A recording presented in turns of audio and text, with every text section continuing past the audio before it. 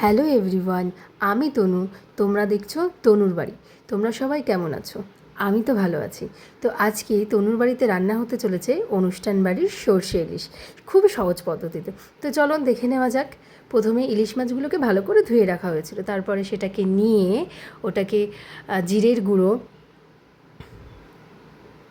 কাঁচা লঙ্কা বাটা,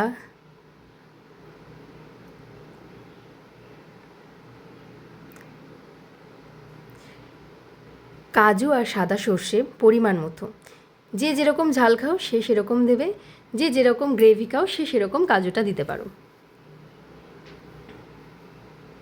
আদা বাটা, মাছ হিসেবে পরিমাণ মতো আদা বাটাটাও দেবে। তারপরে দিয়ে দিলাম হলুদ গুঁড়ো, সরিষার তেল। তারপরে আমি কিন্তু এখনও গ্যাসে বসাইনি, যদিও আমি রান্না করছি না,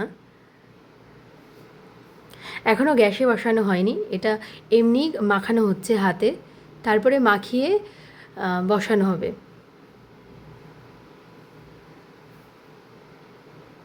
ভালো করে মাখিয়ে নিতে হবে মশলাগুলো দিয়ে, তারপরে লবণটা দিতে হবে।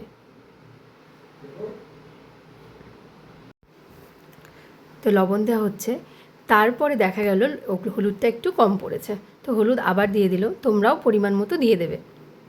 তো আবার ভালো করে মিশ্রণটা মাখিয়ে নেওয়া হচ্ছে মাছের সাথে।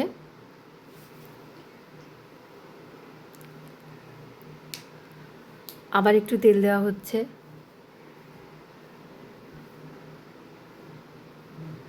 তারপরে সামান্য একটু চিনি দেওয়া হচ্ছে, সামান্য, তোমরাও চাইলে দিতে পারো, নাও দিতে পারো। এইবার যে যতটা গ্রেভি নেবে সে সেরকম অনুযায়ী জল দেবে। জলটা দিয়ে আবার একটু নাড়াচাড়া করে নিতে হবে। ভালো করে মনে রাখতে হবে এটা কিন্তু হাতে মাখানো হচ্ছে, এখনও গ্যাসে বসানো হয়নি। গ্যাসে বসালে মাছগুলো এরকমভাবে নাড়ানো যেত না, ভেঙে যেত।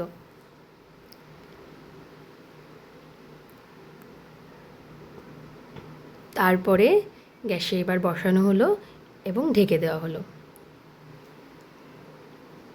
তারপরে আবার ঢাকনাটা তুলে সময় মতো দেখা হচ্ছে কেমন হয়েছে।